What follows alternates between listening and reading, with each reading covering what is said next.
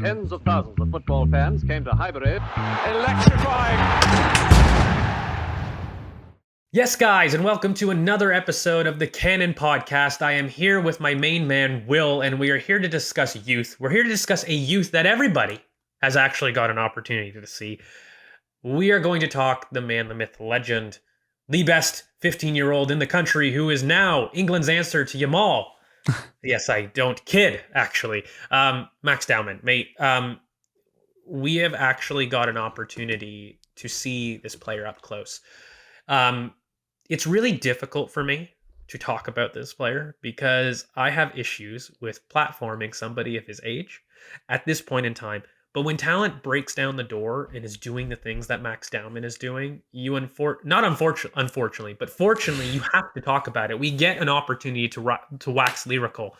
Okay, let's break down the preseason that Max Dowman had for you, because I actually don't think it's gotten enough juice for what he did. I always felt, and I think you as well, we look at this talent, he's a freak. Everybody, I think, that has watched youth football takes a look at Max and feels, wow, there's something different there.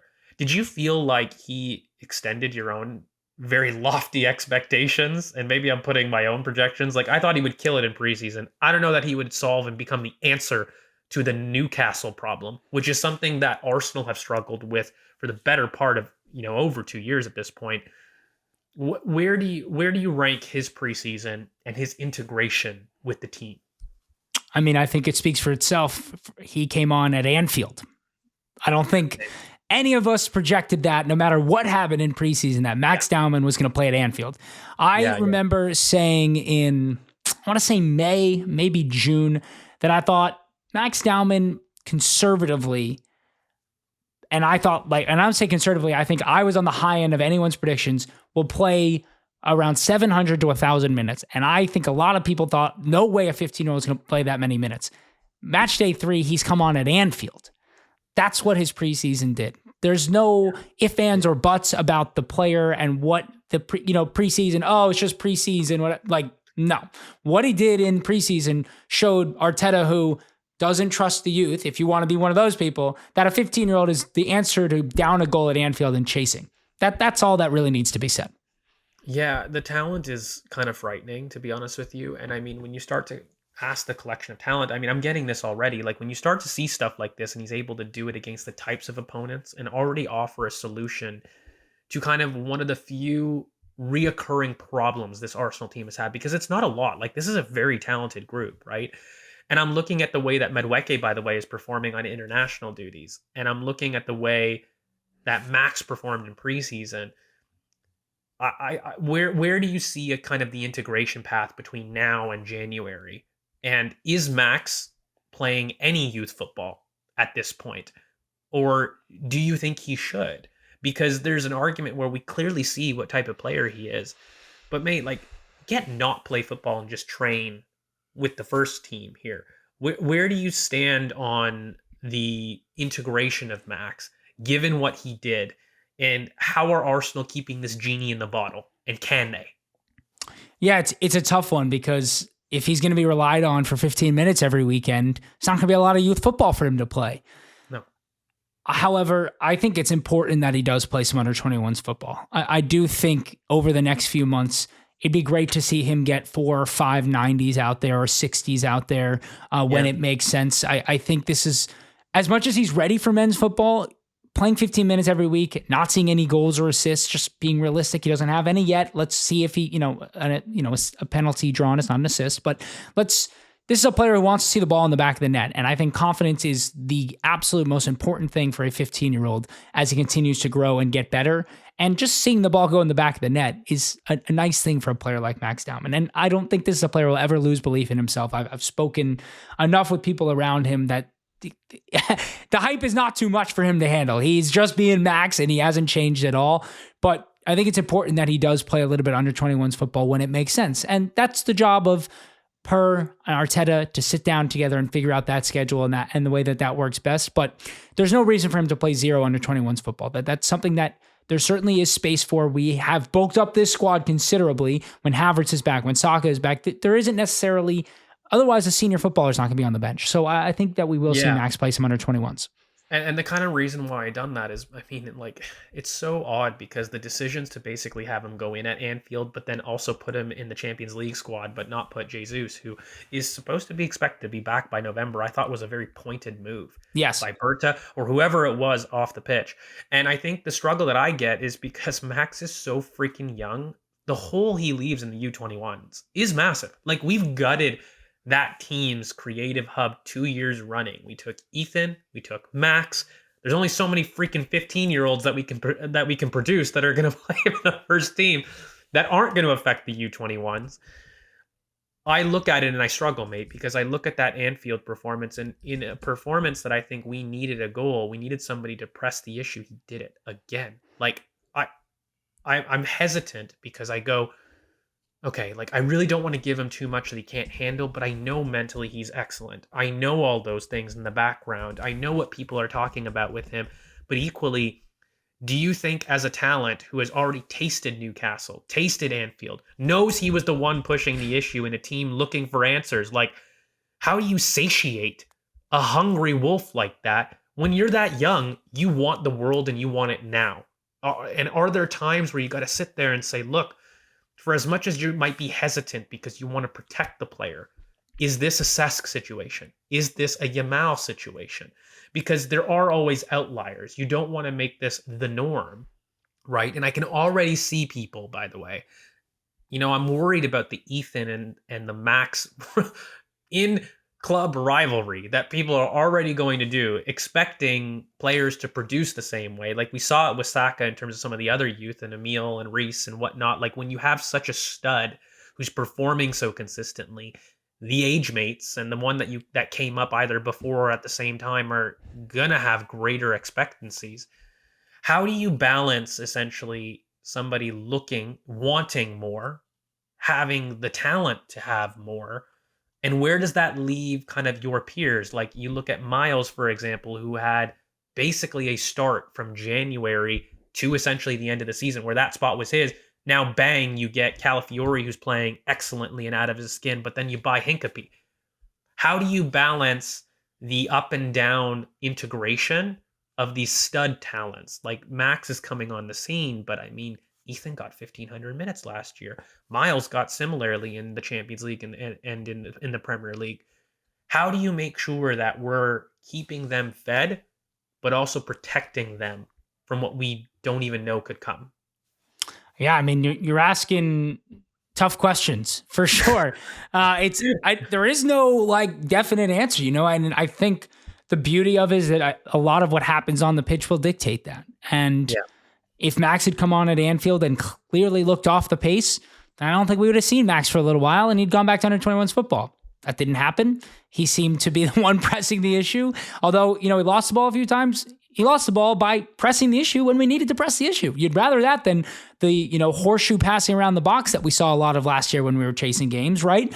The same thing with Ethan. I think Ethan came on when Odegaard got injured, and I think he did really well in a lot of areas in a position he hasn't really played in men's football yet. So we're going to see more of Ethan in that position. I think Miles, it's a bit of an unlucky one where profiling-wise, as great as he was at left back last year, it doesn't really work with what we're trying to do. And we need a player to hold a little bit wider right now out on that left side. Hence, Calafiori playing more now that he's fit, Hincapie being signed to probably do a little bit of that as well. But on the flip side, does that mean Miles will get to play maybe fewer minutes than he did last year, but more in his preferred position? Is that positive or negative? To me, it's probably a positive regression, right? 2,200 minutes, but all at left back versus maybe he plays 1,400 minutes this year in central midfield. That's positive regression to me because the ceiling of the player is in midfield. The player is going to be one of the best in the world if he's playing in midfield. So we need to play him in midfield, right? Like that's kind of where I see it. And I also think a lot of the beauty of the fact that this team is so deep now is when maybe Miles and Ethan and Max's minutes come, they're not going to come in League Cup games not surrounded by quality players. A lot of the times they're playing with a washed Raheem Sterling, Marino at number 9, whatever it is. Now they're going to get to play alongside other players of the similar caliber talent, whether it's Noni Madueke or Havertz is our backup striker. Just like saying this for, I'm not saying him or Gyökeres is better by any means, but whatever it might mean, I think will actually help their development as well. Again, even if the minutes aren't necessarily going up from last year, the surroundings and the habitat that they're getting those minutes in will be positive. And to me, that is the key to how they're going to handle Ethan, Max, and Miles, the inner club rivalry, and getting them all to continue to succeed, because these three players are all ready to make a big impact right now in a year where we should be challenging on four fronts. Yeah, and I really think that we may need to start adjusting how we play with those three. And kind of what I mean by that is, they offer a very different type of attacking midfielder, or even a midfielder option just in general. These are guys that love the fire. Give me the ball under contact, in the pockets, in very difficult situations that 95% of players, period, don't want the ball in. And I think what separates these types of talents for me is like they take the responsibility. They don't wait for it. Like, it's not just the opportunity that they've done. I look at Max, and I think it's huge what you just said, that he's the one taking responsibility at Anfield in a team that up until that point wasn't really wanting the responsibility. Like, he took that. It wasn't just, oh, you get an opportunity to play. No, Max is saying, no, I'm taking this opportunity. Declan, give me the ball. Odegaard, give me the ball. Like, he's actively doing those things. And I'm starting to think to myself, okay, you got to keep the lion fed. But if you're going to keep doing that and keep making the difference, the best thing that we can do is just let him shine. And at the end of the day, like you said, football's going to do the talking. It's going to dictate those integrations. And I love the idea of positive regression, where, if you look at the total minutes, it's not always the amount you play, but the quality of those minutes is going to be important for these integrations. And being able to also just confirm, I even said this last year, where if Miles had the exact same number of minutes and performance, that's positive. Stagnation isn't necessarily a negative here, because we're talking about youth players that are freaking less than the age of 19. Like, let's just chill. Like, let's make sure that they are able to play at this level. And, them doing that alone is going to be brilliant. I think with Max, I'm trying to have a look at it, and he broke my expectations for preseason that were already lofty. I'm going to go on a level, and I did say this. I thought he could play about the same minutes that Ethan played, which, by the way, was a reminder for people, about 1,500-ish minutes for the Champions League and the Premier League. Guys, it was way more than I thought when I had a look at that. That was surprising to me. I think Max could get that, if not more. And the issue is, we're knocking on wood with no injury here. This could be a guy that asks serious questions for Arsenal. Because he seems to be the answer when the team is lacking solutions. And to be able to say, that's probably the biggest praise. And there's one player that really reminded me of that, and that was a young Cesc. Like, when I was walking up, the guy that the team looked to, it didn't matter that he was a child. He took and created an identity there. I get this feeling that Max is going to kick the barn door down and say, I'm here. And Arsenal have done everything in their power, in their might, to keep this genie in the bottle as much as they could, because they realize the type of talent he is. But look, this is just to say that I think the world of the kid, and I think we just need to support him. Let's not expect anything too much more than he's willing to give. And anything that we get this season, to me, is icing on the cake from an academy that has been able to produce something like this. Let's just support him and see where he goes. I am worried about the constant gutting of our U21, and I think maybe the signing of Augustine from the U21 could have supplemented and kind of pointed towards a bigger first team role for Max than we even know, in terms of trying to replace some of that U21 talent, because we keep churning out some of the top midfielders in the freaking class between Ethan, Miles, Max. Last thing I wanted to ask you, people keep asking me, when the heck are we going to produce a right-footed talent, and is Marciniak that answer? Do you think we will produce a right-footed attacking midfielder for once? I mean, I like Alex Marciniak a lot. I think that's a lot of pressure to put on on him.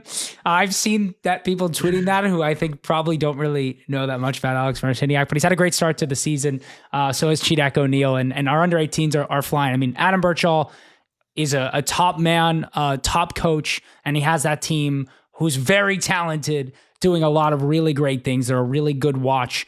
And so I just think we'll continue to see how they progress. And there's some exciting players. And You talked about a little bit about Louis Seven. We haven't gotten to see him yet this year. It's not, the club hasn't made any announcement. He hasn't said anything. It's not 100% sure. I don't know if you have any information about what exactly is going on, but sometimes with youth, it's not an injury or anything. I mean, these are kids, so they have other things going on in their lives a little bit. So hopefully we'll get to see Seven play soon. But no, I think again, like for those who listen to the Patreon, or I don't know if this comes out before or after or whatever it might be, the issue, or if there's an issue at Arsenal's academy, it's not with talent. So the talent will continue to be great and they're fun to watch.